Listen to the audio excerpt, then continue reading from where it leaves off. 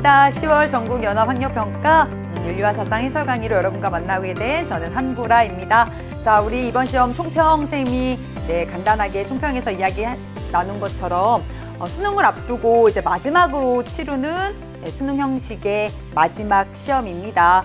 우리가 수능을 앞두고 정말 나의 윤사가 어디까지 왔나를 점검해 볼 수 있는 아주 좋은 시험이었다고 생각합니다.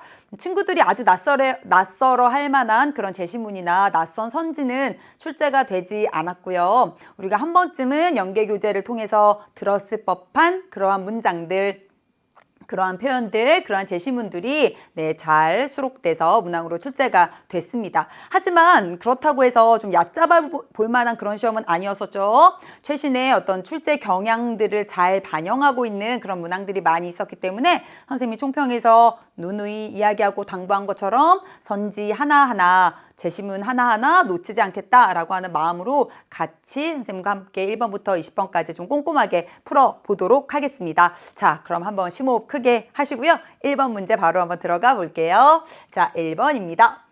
다음 가상편지를 쓴 고대 동양사상가가 강조한 삶의 태도로 가장 적절한 것은 했습니다. 오늘은 지극한 덕으로 다스려지는 세상에 대해 말씀드리고자 합니다. 자, 잘 보세요. 고대 동양사상가고요. 지극한 덕으로 다스려지는 세상에 대해서 말씀드리고자 한대요. 우리가 지극한 덕으로 세상을 다스려? 그런 고대 동양사상 어떤 게 있을까? 두 개가 동시에 떠올라야 돼요. 그렇죠. 유교와 도가 사상이 동시에 떠올라야 합니다. 자, 우리가 이 덕으로 다스리는 것 역시 유교에서도 사용할 수 있는 표현이었고요. 도가에서도 사용할 수 있는 표현이었기 때문에 조금 더 읽어봐야 되겠죠? 그곳에서는 다 같이 무지하여 본래의 마음을 떠나지 않으며 다 같이 욕심이 없음으로 소박합니다. 자, 첫 번째 문장에서는요, 이게 유교 사상인지 도가 사상가인지 우리가 알 수 없었다면 두 번째 문장에서 더 직접적인 힌트를 주고 있습니다. 자, 무지와 무욕이 나와 있고요. 소박이 나와 있습니다. 종래의 어짐과 의로움은 성인이 도와 덕을 해쳐서 만든 것이니 이는 나무의 순박함을 해쳐 술잔을 만든 것과 같습니다. 자, 그러면서 쐐기를 박는구나. 이게 도가 사상이라고 하는 힌트를 세 번째도 여지없이 우리에게 주고 있습니다. 세 번째 문장을 통해서요. 여기 나와 있는 어짐과 의로움이라고 하는 건 결국 인과 의라고 하는 유교의 핵심적인 덕목이잖아요. 그런데 이러한 유교의 덕목을 성인이 도와 덕을 해쳐서 만든 것이라고 어때요? 높이 평가하지 않고 낮게 평가하고 있잖아요. 인과 의에 대해서 낮게 평가하면서 무지와 무욕과 소박을 꿈꾸는 덕으로 다스려지는 어떤 세상을 이야기했다? 도가 사상이구나 라는 걸 알 수 있습니다. 자, 우리 도가 사상하면 노자와 장자가 떠오르죠? 바로 장자의 입장이 소개가 되어 있어요. 선생님, 저는 근데 이것만 가지고 이게 노자의 사상인지 장자의 사상인지 저는 구분 못했어요. 자, 이런 친구들 많이 있었을 거예요. 괜찮아요. 자, 우리 요 정도의 어떤 워딩을 가지고 이게 노자냐 장자냐를 디테일하게 분별할 수 없어요. 그러니까 친구들은 만약에 수능시험장에서 이러한 문장이 나왔다. 그러면 이거 도가 사상이겠구나. 노자나 장자와 관련된 그러한 느낌의 어떤 선지를 답으로 고르면 되겠구나. 이렇게 문항을 푸시면 되겠습니다. 1번 보겠습니다. 성인의 예법에 따라 소박하고 검소한 생활 습관을 기른다. 자, 도가 사상가들이 성인이 만든 이러한 예법에 따라 살아갈 것을 이야기하지 않겠죠. 도가 사상가들에 따르면 그런 예법 같은 것은 인위적인 규범으로 오히려 지양해야 할 것입니다. 2번 볼게요. 만물에 대한 분별적인 관념을 버리고 자연의 순리를 따른다. 자, 만물을 분별적으로 우리가 구분하고 차별하는 그러한 관념을 버리고 자연의 순리를 따른다? 그렇죠. 우리 도가 사상에서 강조하고 있는 모습 맞습니다. 장자는 도의 관점에서 만물을 분별하거나 차별하지 않는 그러한 재물의 자세를 강조했으니까요. 답은 2번이 되겠습니다. 3번 볼게요. 천명, 즉 그렇지. 하늘의 명령에 따라 몸과 마음을 삼가는 신독에 힘쓴다. 자, 신독은요, 다른 사람이 있을 때나 없을 때나 남이 보지 않을 때에도 자신의 몸가짐과 마음가짐을 바르게 하는 어떤 유교의 수양 자세, 유교의 유학의 어떤 수양 자세를 이야기하죠. 하늘의 명, 천명에 따라 몸과 마음을 삼가는 신독에 따라 신독에 힘쓴다. 역시 내 유교 사상, 유학 사상에서 강조할 법한 내용이기 때문에 정답과 거리가 멀었습니다. 4번 볼게요. 잃어버린 본래의 마음을 되찾고 하면서 꺽쇠하고 이렇게 한자를 제시하고 있습니다. 잃어버린 마음, 그것이 방심이죠. 방심. 그 마음을 되찾는다. 그것을 찾는다. 그렇지. 구방심이라고 하는 한자를 주고 있죠. 잃어버린 본래의 마음을 되찾고 의로운 일을 쌓으세요. 집의, 우표를 수집하듯 의로운 행동을 이렇게 수집하세요. 자, 구방심과 집의가 나왔습니다. 게다가 잃어버린 본래의 마음을 찾아야 한대요. 왜? 그 본래의 마음이 선하다, 선하기 때문에 라고 주장한 사상가. 맞아요. 맹자 입장이 소개되어 있죠? 역시 도가 사상과는 거리가 먼 내용이었습니다. 탐욕을 고통의 근원으로 여기고 열반에 이르는 수행에 힘쓰세요. 역시 그렇죠. 불교에서 강조할 법한 삶의 자세로 적합하겠습니다. 1번의 답은 그래서 2번이 되겠습니다. 자, 2번 넘어가 볼게요. 고대 서양 사상가 갑과 을의 입장으로 가장 적절한 것은 했습니다. 갑부터 보겠습니다. 정의는 강자의 이익이다 했어요. 바로 나와야죠. 정의는 강자의 이익이다 라고 얘기할 법한 고대 서양 사상가, 그렇죠. 우리 소피스트인 트라시마코스라고 하는 사상가 떠오를 거예요. 자, 트라시마코스. 대표적인 소피스트 사상가입니다. 통치자는 자기에게 이익이 되는 것을 피치자에게 정의로운 것으로 선언하고 이를 위반하는 자를 범법자나 불의한 자로 규정하여 처벌한다. 결국 정의라고 하는 건 강자의 이익이고 그 강자는 그쵸, 그때그때 시대에 따라서 달라지는 것이기 때문에 무엇이 정의이냐도 상대적으로 그때그때 달라질 수 있다라고 하는 소피스트들의 상대주의적인 사고방식을 잘 보여주고 있습니다. 반면 을은 이야기합니다. 정의는 각자가 자신의 할 일을 하는 것이다. 국가에는 세 계층이 있는데 이들은 통치자, 방위자, 생산자이다. 이들이 남의 일에 참견하지 않고 자신의 일을 하여 전체적으로 조화를 이룬 것, 그것이 정의이다. 바로 나와야 되죠? 그렇죠. 을은요. 플라톤이 되겠죠. 자, 옳은 것 한번 찾아보겠습니다. 1번입니다. 정의는 현실 세계가 아니라 이상 세계에서 찾아야 한다. 자, 여러분들 어때요? 이런 소피스트들은 부나 명예와 같은 이런 세속적인 그런 성공 이런 것들을 추구하면서 살았던 이들이잖아요. 정의를 현실이 아니라 이상 세계에서 찾으려고 했던 것은 이런 소피스트들의 사고방식과는 전혀 거리가 멉니다. 2번입니다. 전혀 다르고 아주 거리가 멀죠. 자, 2번입니다. 법을 준수하는 것은 피치자에게 최대 이익을 가져온다. 자, 혹시 2번이라고 답을 해서 이렇게 틀린 친구들도 있나요? 제시문을 좀 꼼꼼하게 분석하는 그런 습관을 기르셔야 돼요. 만약에 내가 2번으로 답을 체크했다 이런 친구들은요. 제시문을 정확하게 읽지 않은 그런 친구들일 가능성이 많죠. 분명히 제시문에서 뭐라고 얘기했어? 정의는 강자의 이익이다. 통치자는 자신에게, 즉 통치자에게 이익이 되는 것을 다스림을 받는 피치자들에게 이게 정의로운 거야 라고 선언하지만 사실은 그건 누구의 이익이라는 거지? 그렇지. 통치자 자신에게 이익이 되는 것이다 라고 갑은 보고 있잖아요.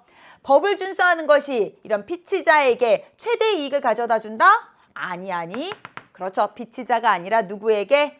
통치자에게 이익을 가져다 주는 것, 그것을 정의다 라고 트라시마코스는 이야기합니다. 3번입니다.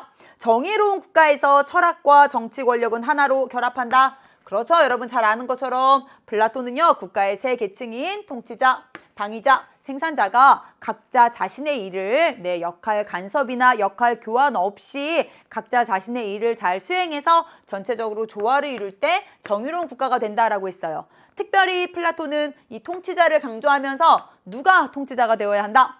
맞아요. 이데아를 인식할 수 있는 선의 이데아를 알 수 있는 그러한 철학자가 통치자가 되어야 한다. 지혜와 용기와 절제, 그 어떤 덕에서도 조금도 뒤떨어지지 않는 그러한 철학자들이 통치자가 되어야 한다라고 하면서 철인 통치, 철인 정치를 이야기하잖아요. 따라서 정의로운 국가에서는요. 철학과 이런 통치 권력, 정치 권력이 하나로 결합된다. 네, 맞는 내용이 되겠습니다. 플라톤의 철인 정치를 생각하면 쉽게 체크할 수 있는 그러한 선지였죠. 4번입니다. 계층 간의 간섭은 배제해야 하지만 역할 교환은 해야 한다. 자, 당연히 계층 간의 간섭을 배제해야 해. 왜냐하면 서로가 남의 일에 참견하면 안 된다라고 분명하게 이야기했으니까요. 그런데 역할 교환은 허락될까요?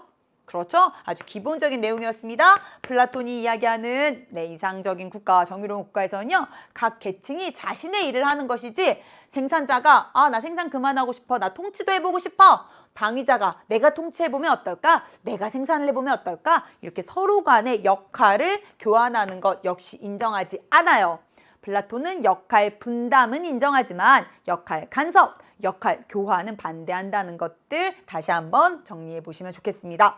자, 갑과 을의 공통점으로 소개되어 있는 5번 볼게요. 이성보다는 감각적인 경험을 통해서 정의를 파악해야 한다. 당연히 플라톤에게서는 성립하지 않겠죠? 네, 플라톤은 어떤 이성을 통해서 어떤 이데아를 인식하는 것, 이런 것들을 강조했던 사상가라고 하는 것들 잘 알고 있으리라고 생각합니다. 이번의 답은 3번이 되겠네요.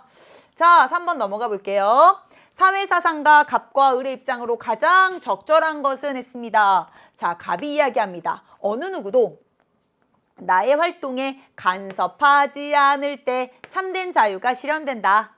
참된 자유는 다른 사람으로부터 방해받지 않고 행동할 수 있을 때 실현되며 결국 불간섭의 영역이 넓어질수록 자유의 영역도 넓어진다. 자유라고 하는 것은 간섭받지 않는 것, 방해받지 않는 것이다. 즉 소극적인 자유가 진정한 자유다라고 주장했던 그렇지 벌린의 입장이 소개가 되어 있습니다. 선생님 저요 사회사상에 대한 내용 이런 자유에 대한 내용 나올 때 이게 벌린인지 밀인지 너무 헷갈려 이런 친구들도 있을 거예요. 역시 너무 고민하지 마시고요. 자유주의 사상가구나 라고 하는 것 요 정도 이렇게 정리해 놓고 푸셔도 무방합니다. 자, 을 볼게요. 어느 누구도 나를 자의적으로 지배하지 않을 때 그때 참된 자유가 실현된다. 자의적인 것, 이게 포인트죠. 자의적인 지배, 자의적인 간섭이 없는 것, 그게 자유다. 참된 자유는 고립을 통해 얻어질 수 있는 간섭의 부재가 아니라 상호작용하는 행위자들의 존재를 전제하는 비지배로서의 자유를 의미한다. 그렇지, 우리 비지배로서의 자유를 이야기했던 공화주의자 패티의 입장이 소개가 되어 있습니다. 자, 적절한 거 골라볼게요. 1번입니다. 참된 자유는 소극적 자유가 아니라 적극적 자유다. 아니요. 분명히 벌린을 이야기했죠? 진정한 자유는 소극적 자유입니다. 2번 볼게요. 개인은 사적 영역이 줄어들수록 더 많은 자유를 누려? 프라이버시의 영역이 좁아질수록 더 많이 자유로워지나요? 아니겠죠. 사적 영역이라고 하는 건 간섭받지 않고 방해받지 않을 수 있는 영역인데 그러한 사적 영역이 늘어날수록 더 많은 자유를 누린다가 답이 되겠죠. 1번, 2번은 모두 다 틀린 내용이 되겠습니다. 3번입니다. 비지배로서의 자유는 사회와 분리된 삶을 통해 실현된다. 자, 3번 선지가 조금 친구들이 고개를 갸우뚱한 친구들도 있었을 거야. 역시 제시문을 잘 분석해보면 3번이 답이 아니다라고 하는 걸 알 수 있어요. 자, 을은 분명히 얘기했어요. 참된 자유는 고립을 통해서 얻어질 수 있는 그러한 간섭의 부재가 아니라 라고 분명하게 이야기했죠. 따라서 을이 이야기하는 비지배로서의 자유가 이렇게 사회와 분리된 삶, 즉 고립을 통해서 실현되는 것 아니다 라고 하는 것들 우리가 유추할 수 있습니다. 자, 4번입니다. 어떤 간섭도 없어야 비지배로서의 자유가 완전히 실현된다? 자, 패티시어 이렇게 비지배로서의 자유를 이야기했지만 그것이 어떤 간섭도 없는 상태는 아니죠. 여러분 잘 알다시피 자의적인 간섭이 없는 상태를 의미하는 거죠. 패티도 역시 법에 의한 간섭, 이런 법치를 이야기하면서 법에 의한 간섭, 즉 법치를 통해서 오히려 구성원들의, 시민들의 자유가 창조될 수 있다, 시민들의 자유가 지켜질 수 있다라고 이야기합니다. 따라서 법에 의한 정당한 간섭은 인정하기 때문에 어떤 간섭도 없어야 라고 하는 표현이 틀렸네요. 5번 보겠습니다. 법에 의한 통치는 참된 자유의 실현에 기여할 수 있다. 네, 자유주의 사상가와 공화주의 사상가들 모두가 다 인정할 만한 내용이 되겠죠? 3번의 답은 5번이 되겠네요. 자유주의 사상가들은 이런 법치를 통해서 개인의 자유와 또 다른 개인의 자유가 함께 보장될 수 있다. 그리고 우리 공화주의자들은 이런 법에 의한 통치를 통해서 그렇죠. 구성원들의 시민들의 진정한 자유가 실현될 수 있다라고 보고 있기 때문에 공통점으로 여러 번 출제가 됐었고요. 연계교재에도 여러 번 등장했었던 내용이니까 여러분 떠올리실 수 있을 거라고 생각합니다. 3번의 답은 5번이라는 것 다시 한번 확인해 보았습니다. 자, 4번 넘어가 볼게요. 그림은 고대 동양 사상가들의 가상 대화래요. 자, 갑이 얘기합니다. 마음수양은 욕구를 줄이는 것보다 더 좋은 방법이 없습니다. 욕구를 줄일 것을 이야기하면서 또 꺽쇠하고 한자가 나왔네. 자, 이 한자의 음을 읽어보니까 과욕이라고 읽을 수 있겠네요. 자, 적을 과, 줄일 과, 욕심을 좀 줄인다, 욕심을 좀 적게 갖는다. 이것을 수양의 방법으로 얘기하고 있어요. 그러면서 선한 본성을 따르면 대인이 되고 육체적인 감각을 따르면 소인이 됩니다 라고 얘기하고 있네요. 아, 과욕을 이야기하면서 인간의 본성을 선하다라고 본 고대 동양 사상가, 그리고 그런 이상적인 인간을 대인, 대장부로 이야기했던 동양 사상가는 맹자라고 하는 것들 친구들 잘 알고 있죠? 자, 그러자 의리 얘기합니다. 마음수양은 예에 따르는 것보다 더 빠른 길이 없습니다. 예는 성인이 본성을 변화시키고 인위를 일으켜서 만든 것이며 나를 바르게 하는 것입니다. 자, 본성을 변화시키고 인위를 일으켜서 성인이 얘를 만들었대요. 왜 본성을 변화시키지? 그렇지, 본성을 악하다라고 보았기 때문에 변화시킨 거죠. 아, 얘라고 하는 것을 성인이 만든 것으로 보면서 화성기유와 연결시킨 그런 고대 동양 사상가는요, 정학설을 주장했던 순자라고 하는 걸 알 수 있습니다. 옳은 거 골라볼게요. 1번입니다. 갑은 소인과 달리 대인이 선한 본성을 갖고 태어난다고 본다. 자, 이것도 사실 그동안 굉장히 기출에서 여러 번 나왔던 함정인데 어느 부분이 틀렸죠? 그래요. 맹자는 소인과 대인이 처음부터 본성이 달라서 누구는 대인이 되고 누구는 소인이 되는 것이 아니라 둘 다 본성 자체는 똑같이 선한 본성을 가지고 태어나는데 그 선한 본성을 잘 지켜가면 대인이 되고요. 그 선한 본성을 잃어버리면 소인이 된다라고 표현한 거잖아요. 따라서 소인과 달리 대인이 선한 본성을 갖고 태어난다라고 하는 표현은 성립할 수 없습니다. 맹자나 순자나 둘 다 소인과 대인은 태어날 때는 똑같은 본성을 갖고 태어나는 거예요. 맹자는 둘 다 똑같이 선한 본성을, 순자는 둘 다 똑같이 악한 본성을 가지고 태어나는 거예요. 따라서 1번은 틀렸습니다. 2번 볼게요. 갑은 모든 육체적 욕구를 제거해야 성인이 될 수 있다고 본다? 여기 보니까 욕구를 줄이는 것, 이렇게 해서 과욕이라고 하는 어떤 수양 방법이 나왔잖아요.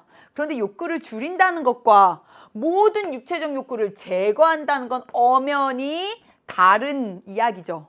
아니, 그럼 모든 육체적 욕구를 제거하면 식욕, 수면욕 이런 걸 막 다 제거하라고 맹자가 그렇게 비상식적으로 얘기했을 리가 없잖아요. 자, 2번은 틀린 선지입니다. 3번입니다. 하늘을 도덕의 모범으로 삼아 예를 확립해야 한다. 자, 순자하면요, 후반부 예를 확립해야 한다는 참 좋은 말이야. 그런데 앞에가 틀렸죠? 자, 순자는요, 하늘을 도덕의 모범으로 삼지 않습니다. 하늘의 일과 인간의 일은 서로 다르다. 천, 인, 분, 이를 이야기하면서 하늘을 도덕의 모범으로 삼았던 맹자나 공자와는 다른 그런 하늘관을 전개하잖아요. 따라서 3번도 틀렸네요. 우리 윤사는요, 항상 여러분 기억하세요. 여러분이 곧 치르게 될 수능 시험에서도 이러한 형식의 오답선지, 반은 맞고 반은 틀리는 양념반, 프라이드 반처럼 맞는 거 반, 틀린 거 반, 틀린 이런 내용 반 이렇게 해서 혼합선지가 오답으로 잘 구성이 되기 때문에 우리가 좀 낚이지 않도록, 함정에 빠지지 않도록 좀 집중해야 합니다. 자, 4번 볼게요. 을은 백성들의 욕구는 예를 기준으로 조절되어야 한다고 본다. 자, 어때요? 순자는 사람들은 누구나 태어날 때부터 이기적인 욕구를 갖고 태어난다라고 하는 사실 인정했어요. 자, 따라서 그 욕구 자체가 이기적이기 때문에 그것을 그냥 제한 없이 절제 없이 내버려두면 반드시 다툼과 혼란이 생기죠. 그래서 성인이 그것을 싫어하여, 다툼과 혼란을 싫어하여 특별히 예를 이렇게 만들잖아요. 이렇게 성인이 만든 예에 따라서 백성들의 욕구를 어떻게 해라? 조절하고 절제하여 조화시킬 것을 순자는 이야기하죠. 4번이 맞는 내용이 되겠습니다. 우리 이렇게 나라를 다스리는 것 예치라고 부른다는 것도 한번 떠올려 보시고요. 5번 볼게요. 도덕적 인식 능력은 마음 수양으로 형성된다고 본다. 자, 5번 별표. 형광펜 쭉쭉. 그냥 여기서 여러분 가지고 계신 시험지 그냥 형광펜으로 밑줄 치고 넘어가지 마시고요. 여러분 단거나 교재 각자 만든 거 있잖아요. 거기에 순자나 맹자 파트에 반드시 또 다시 한번 기록해 기록해 놓으세요. 자, 매번 출제가 되는 어떤 반복적인 패턴입니다. 어디가 틀렸어? 도덕적 인식 능력, 도덕을 알 수 있는, 인식할 수 있는 능력은 마음 수양으로. 자, 마음 수양이 여기 다 나왔으니까 이거 맞는 거 아니야? 이렇게 생각한 친구들 있죠? 뭐가 틀린 거지? 그렇지, 형성된다가 틀린 거죠. 자, 맹자, 순자 모두 다 도덕을 인식할 수 있는 능력은 타고나는 것, 모든 사람이 다 가지고 있는 것으로 봅니다. 자, 맹자도 역시요, 도덕적인 인식 능력, 무엇이 선인지 알 수 있는 능력 타고난다. 양지, 타고나는 거라고 생각하잖아요. 순자도 물론 성악설을 이야기하지만 인간에게는 도덕적인 인식 능력이 있기 때문에 본성을 변화시켜서 인의를 일으켜 도덕을 실천할 수 있다라고 바라보죠. 아, 다시 한번 정리해야 되겠다. 맹자나 순자는 둘 다다 어때? 어떤 공통점이 있었어? 인간이 도덕적인 인식 능력을 갖추고 있는 존재다라고 한다는 점은 공통점이었기 때문에요. 후천적으로 이렇게 형성된다라고 하는 표현은 쓸 수 없습니다. 자, 4번에 5번은 틀린 내용. 여러분들 잘 기억해둬야 하는 중요한 선지였습니다. 4번의 답은 4번이었고요. 자, 5번 넘어가 볼게요. 가의 서양사상과 갑을병의 입장을 자, 이렇게 순서도로 탐구해 보려고 할 때 각각에 들어갈 질문으로 옳은 걸 한번 골라볼게요. 사람들은 자연 상태에서 국가에 의한 구속을 스스로 부과한다. 이는 인간의 이기적 본성으로 인한 전쟁 상태로부터 벗어나기 위함이다. 자연 상태를 전쟁 상태로 규정하고 인간은 이기적 본성을 가지고 있다라고 보았던 서양 사상가, 사회계약론자, 그렇죠, 홉스라고 하는 걸 알 수 있습니다. 을 볼게요. 사람들은 자연 상태에서 비교적 평화롭게 살아가지만 불확실하게 향유하던 자연권을 보다 확실히 보장받기 위해 자연법의 집행권을 사회에 양도한다. 자, 자연 상태를 비교적 평화로운 상태로 봅니다. 자연 상태에서 사람들은 각자 자연권을 가지고 있고요. 각자 자연법을 집행하면서 살아가요. 그런데 이렇게 사람들이 제각각 자신들이 자연법을 직접 집행하다 보니까 공동의 재판관이나 법률이 없어서 분쟁을 조절할 수가 없어요. 그래서 자연권을 확실하게 보장받기는 어려워. 그래서 사람들이 계약을 통해서 본인의 자연권, 특별히 소유권을 로크는 많이 강조하죠. 이런 소유권과 같은 이런 자연권을 확실히 보장받기 위해서 자연법을 집행할 수 있는 권리를 사회에 양도하는 그런 계약에 참여하게 된다라고 보는 사상가, 바로 로크라고 하는 것 여러분 알 수 있을 거라고 생각합니다. 병 볼게요. 사람들은 자연 상태에서 자유롭고 평등해. 이상적이야. 완벽해. 그렇지만 사유재산의 발생으로 인해 불평등이 생기자 자신의 몸과 즉 신체와 모든 능력을 일반 의지에 양도하는 그러한 아주 독특한 계약에 참여하게 된다. 그래서 국가가 발생하였다라고 보는 이제 루소 내용까지 소개가 되어 있습니다. 자, 홉스와 로크와 루소 여러분들 이제 올해 1년 동안 여러 번의 이런 시험을 통해서 이 세 사상가 한 문제 다 나온다라고 하는 거 여러분 이제 감 잡으셨죠? 자, 우리 친구들이 한번 이 세 사상가의 사상 같이 한번 정리하면서 내가 어느 부분에서 조금 더 가져갈 내용이 있는지 한번 살펴보도록 하겠습니다. 지금 계속해서 우리가 윤사 이렇게 모의고사나 뭐 전국연합평가 쭉 치르고 있잖아요. 여러분들 아주 1학기 때보다는 지금 최근에 치러진 이런 시험에서 사회계약론의 오답률이 굉장히 많이 떨어졌거든요. 그러니까 많은 친구들이 사회계약론을 이제 조금씩 이해하기 시작했고 문항도 많이 풀이가 연습이 돼서 이렇게 작은 함정에 걸리지 않는다라고 하는 게 수치로 나타나고 있어요. 자, 이번 문항에서는 또 어떤 함정들이 있었는지 한번 볼게요. 자, A에는 홉스가 예, 나머지 두 사상가는 아니요. B는요, 루소가 예, 로크가 아니요. C에는 루소가 예라고 할 만한 내용. 죄송해요. 아까 을이 로크였고 병이 루소였죠? 죄송합니다. 자, B에는 로크가 예스, 그리고 루소가 아니오라고 할 질문, C에는 로크가 예스라고 할 질문, 그리고 D에는 루소가 예라고 할 질문이 들어가야 되겠죠? 자, 홉스와 로크와 루소가 각각의 질문에 대해서 어떻게 대답했을까? 1번입니다. 국가는 자연 상태에서의 불의를 극복하기 위한 합의체인가? 자, 선생님은 이번 시험에서 요 5번의 1번 선지 여러분 정말로 가져가야 될 중요한 선지라고 생각해요. 역시 별표 쫙쫙, 밑줄 쫙쫙 긋고요. 잘 보세요. 국가는 자연 상태에서의 불의. 자연 상태에서의 불이를 극복하기 위한 합의체인가? 선생님 이거 홉스 맞을 것 같은데요. 좀 맞다라고 했어요. 네, 그래서 A도 답이 된다라고 생각했어요. 이런 친구들 혹시 있었나요? 선생님이 친구들한테 누누이 이야기합니다. 최근에 기출 경향 생각해 보세요. 홉스 계속 뭐 나오고 있죠? 평가원에서 뭐 물어보고 있죠? 그렇죠. 홉스가 이야기하는 자연 상태는 네, 만만투, 만인에 대한 투쟁 상태, 전쟁 상태입니다. 이 상태는 정의와 부정의가 구별되지 않는 상태. 계속 평가원이 지금 그걸 물어보고 있잖아요. 자, 여러분이 지금 치른 이 시험도 그대로 최신의 그 기출 트렌드를 반영하고 있어요. 자, 다시 한번 정리하세요. 홉스의 자연 상태에서는 불의와 정의가 구별돼요, 안 돼요? 안 돼요. 자연 상태에서 불의와 정의 자체를 구분할 수 없는 그런 상황이에요. 따라서 홉스가 자연 상태에서의 불의를 극복하기 위한 합의체가 국가입니다. 이런 말에 동의했을 리가 없죠. 왜? 자연 상태에서의 불의라고 하는 말 자체가 성립하지 않잖아요. 따라서 어때? A에는 들어갈 수 없겠다. 1번은 틀린 내용이 되겠습니다. 2번 볼게요.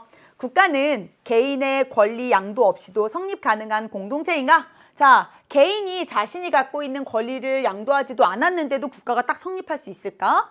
우리 사회계약론자인 로크와 루소 모두가 다 아니요 라고 대답할 만한 그러한 질문이겠죠? 따라서 2번도 답이 될 수 없습니다. 국가는 개인의 자유와 권리를 보호하기 위한 계약의 산물인가? 그렇죠. 우리 사회계약론자들 누구나 다 네, 고개를 끄덕끄덕 할 만한 내용이잖아요. 아, 역시 네, B에는 들어갈 수 없겠네요. C 볼게요.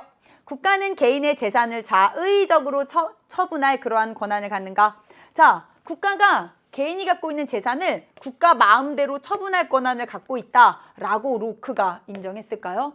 아니요. 선생님 아까 제시문 분석하면서 얘기 나눴잖아요. 로크는 특별히 우리 개인이 갖고 있는 자연권 중에서 소유권을 굉장히 강조한다니까요. 자신의 소유권을 시민들은 보장받기 위해서 사회계약에 참여했는데 그렇게 해서 만들어진 국가가 개인의 시민의 재산을 국가 마음대로 처분할 권한 네, 로크는 가지지 않는다라고 보았겠죠? 따라서 4번도 틀렸습니다. 5번입니다. 루소가 네 라고 대답할 질문이 들어가야 되겠네요. 국가는 공공의 이익을 추구하는 일반 의지, 그것을 대행하는가? 맞는 내용이 되겠죠? 답은 5번이 되겠습니다. 루소 하면 여러분들 반드시 일반 의지가 네, 뭔지 잘 정리가 되어 있어야 되죠? 일반 의지는 여기 설명이 잘 나온 것처럼 공공의 이익을 추구하는 그러한 의지예요. 물론 루소가 어때요? 이런 일반 의지 혹은 그런 일반 의지가 표현된 주권 이런 것들은 대표될 수 없다라고 이야기해요. 하지만 루소는 그것이 네, 국가를 통해서 대행될 수는 있다라고 보잖아요. 따라서 국가가 이런 공공이익을 추구하는 일반 의지를 대행하는가라고 하는 질문에 대해서 루소는 네 라고 대답한다는 점 이번 시험을 통해서 또 가져가시기 바랍니다. 자, 6번 문제 넘어가 볼게요. 다음을 주장한 고대 동양 사상가 입장으로 옳지 않은 것 한번 골라보도록 하겠습니다. 이것이 있기 때문에 저것이 있고 이것이 일어나기 때문에 저것이 일어난다. 이것저것 나오면 여러분들 석가모니가 제일 먼저 떠오르시고 또 요즘에는 장자도 비슷한 표현이 있기 때문에 조금 더 읽어봐야 돼요. 이 진리를 깨달으면 생사의 흐름을 끊을 수 있다. 비구들이요. 자, 비구는 출가 수행을 하는 남자 승려를 일컫는 말이죠. 아, 이거 이제 불교 사상이다라고 하는 게 더 뚜렷해졌다. 열심히 닦아 익히며 바른 법과 계율로 정진하라. 정진하여 깨달음을 얻은 자는 번뇌가 불꽃처럼 일어나는 괴로움이라는 과보를 받지 않는다. 그래서 모든 괴로움, 번뇌의 불꽃이 사라진 그러한 상태, 우리가 잘 아는 열반의 상태에 이르게 된다.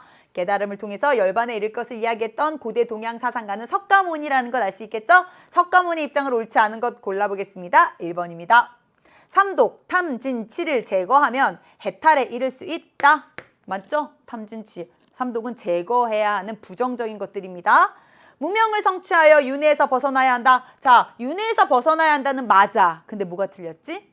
무명은요, 무지한 것. 깨닫지 못한 상태를 의미하잖아요. 깨달음이 없는 상태이기 때문에 이것을 성취하는 것이 아니라 그것을 극복하여 깨달음을 얻어서 윤회에서 벗어나야 한다가 되겠죠? 자, 틀린 거 고르라고 했으니까 6번의 답은 2번이 되겠네요. 선업, 선한 업을 쌓아서 이렇게 선한 업을 쌓아서 살아가면 삶의 고통을 줄일 수 있다. 그렇죠? 불교에서는요. 이 현생에서의 나의 삶이 전생에서의 그 업의 결과로 현생이 있고 현생의 업이 그 다음 생에 또 영향을 미친다라고 보잖아요. 내가 선한 업을 쌓으면 그 다음 생에서 아무래도 고통이 좀 줄어들 수 있다라고 석가모니는 보겠죠? 맞는 내용입니다. 연기를 깨달아 나와 남을 차별하지 않아야 한다. 그렇죠. 만물이 상호 의존하는 자타불이의 정신을 깨닫고 자비의 마음을 가지고 차별하지 않을 것을 이야기할 수 있습니다.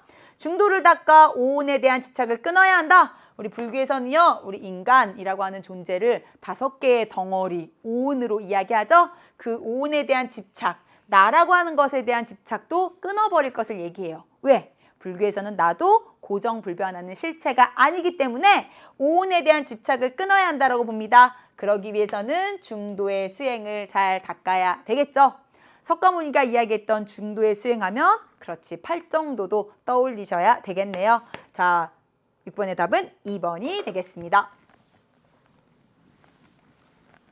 7번 고대 서양 사상가 갑, 근대 서양 사상가 을의 입장. 그것을 보기에서 있는 대로 한번 골라보겠습니다.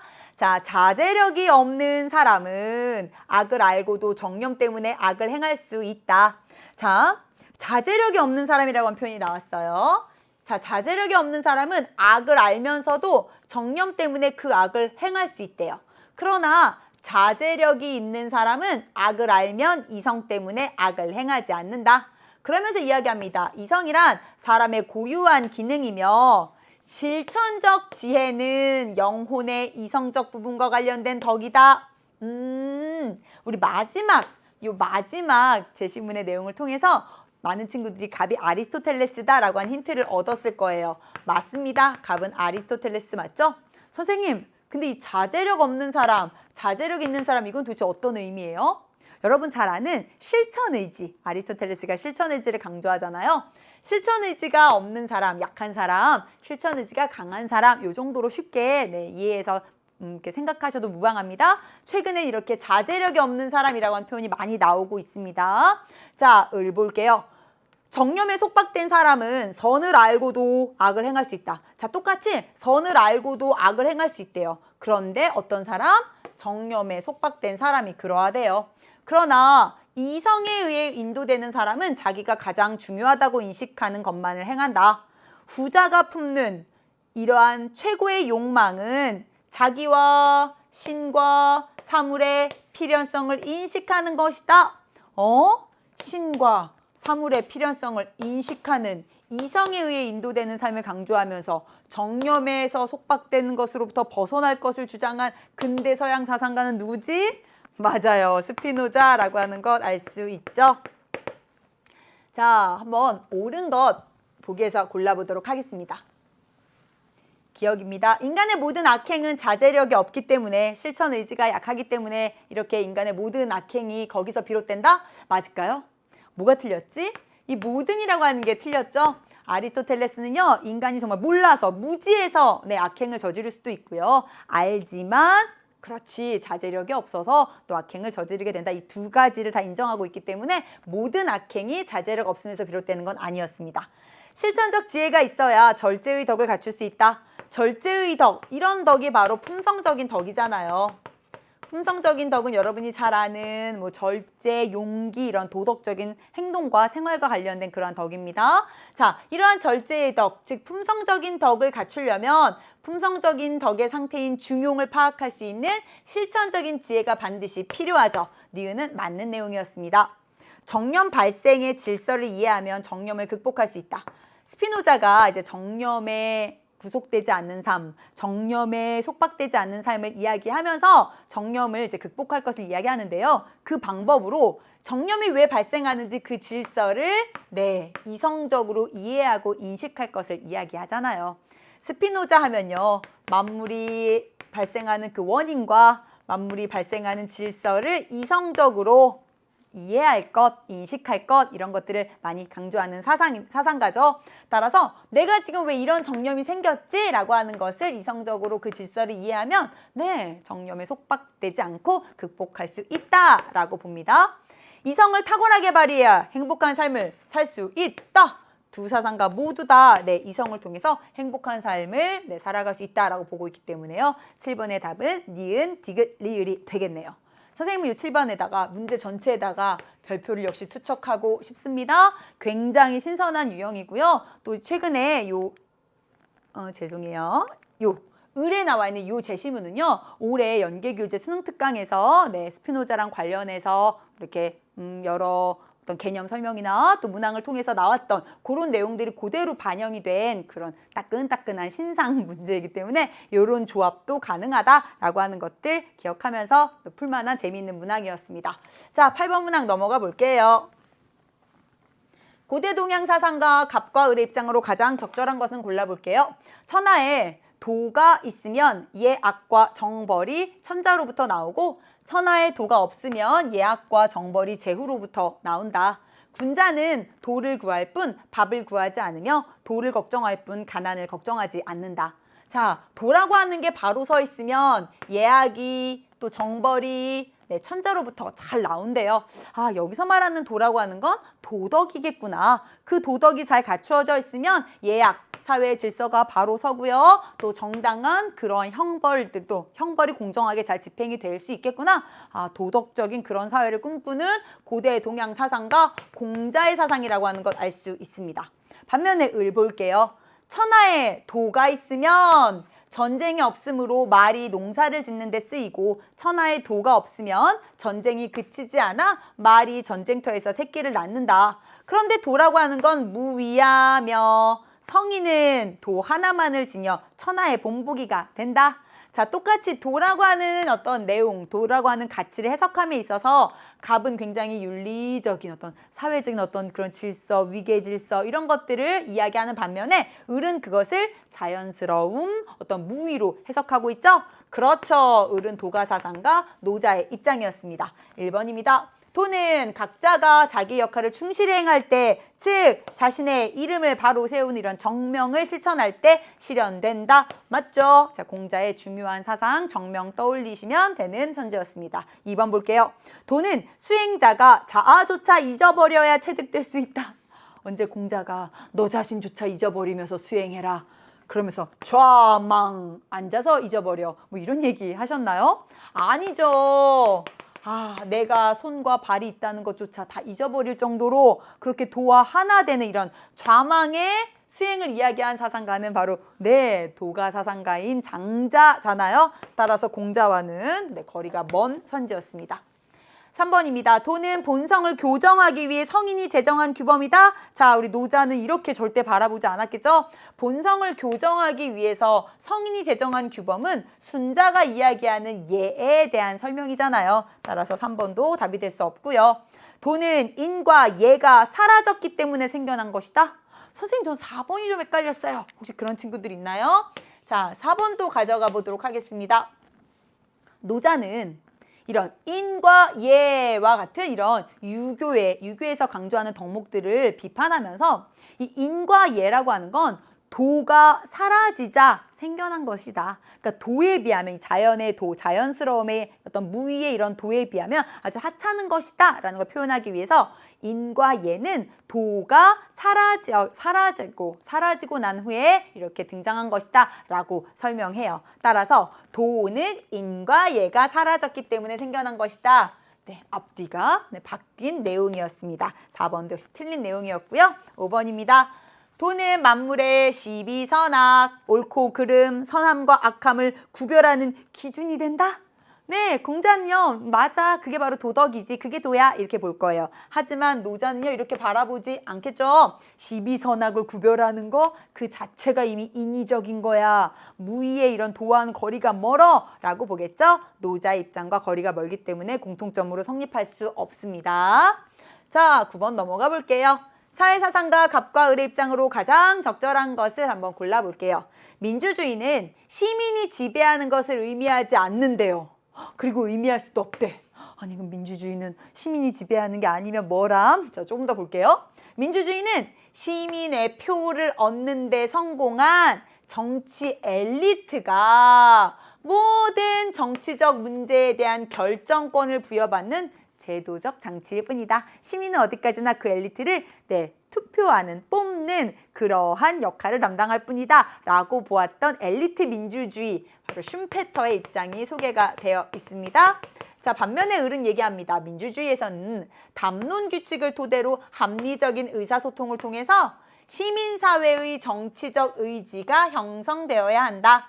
정책 결정 과정은 공적인 심의를 통해 이루어져야 하며 이는 시민의 유대를 강화시킬 수 있다. 시민이 직접 참여하는 그러한 담론을 통해서 합리적 의사소통 과정을 통해서 시민들이 직접 이런 정치적인 의지를 형성해 나가고 정책 과정에 참여해야 한다라고 보는 심의 민주주의의 내용이 소개되어 있습니다. 합리적 의사소통 나왔고요. 공적 심의, 담론 규칙 등이 나왔기 때문에 우리가 하버마스 입장이라는 걸 알 수 있어요. 혹시 사상가 이름이 좀 낯선 친구들은 엘리트 민주주의, 심의 민주주의 이렇게 구별하고 푸셔도 역시 무방합니다. 1번입니다. 시민은 정치 엘리트를 승인하거나 부인할 기회가 없다.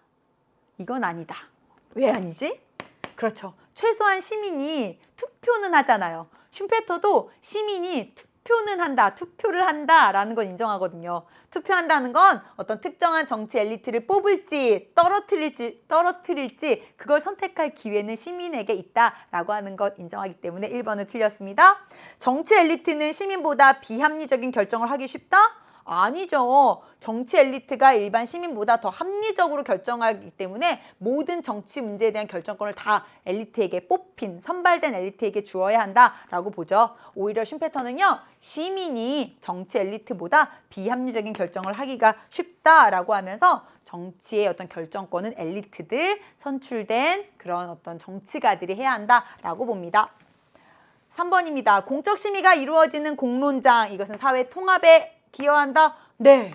이런 어떤 시민의 유대를 강화시키는 공적 심의, 공론장에서 이루어지죠? 3번 하버마스의 주장으로 성립 가능하겠네요. 9번의 답은 3번입니다. 4번입니다. 정책 결정의 과정은 담론 규칙을 따르지 않아도 정당하다? 아니요. 하버마스는요. 이런 합리적 의사소통을 담론 규칙을 통해서 이루어져야 한다라고 분명하게 밝히고 있습니다. 따라서 우리가 제시문만 잘 분석해도 4번이 틀렸다라고 하는 건 알 수 있습니다. 5번입니다. 민주주의는 시민의 직접적인 정치 참여로 완성된다. 자, 하버마스는요. 인정할 거예요. 시민들이 직접 담론장에서 참여해서 담론에 참여해서 합리적인 의사소통과 이런 것들을 통해서 민주주의를 만들어가는 거 인정하겠죠? 하지만 슈페터는 어때? 시민이 직접적인 정치 참여를 해? 아니라고 생각해요. 직접적인 정치 참여라는 건 뭐지? 직접 정책 결정 과정에 시민의 의사가 직접적으로 시민 자신을 통해서 반영하는 것, 반영되도록 시민이 참여하는 것, 그게 직접적인 정치 참여잖아요. 슈페터가 얘기하는 시민이라고 하는 존재는요. 단지 어때요? 투표를 할 수 있는 투표자의 역할에 머물러 있어요. 선생님, 투표하는 것도 직접적인 정치 참여 아닌가요? 아니죠. 투표를 한다는 건 어떤 대표를 선발해서 대표 정치인을 선발해서 시민들의 의사를 그 정치인을 통해서 간접적으로 이렇게 전달하는 것이지 시민이 직접 정치 참여를 하는 것과는 거리가 멀어요. 정책에 직접 참여하는, 정책 결정 과정에 직접 참여하는 이런 시민의 직접적인 정치 참여에 대해서 슈페터는 인정하지 않고 있다는 것들 기억하시면서 5번은 틀린 내용이라는 거 파악하시기 바랍니다. 자, 10번 넘어가 볼게요.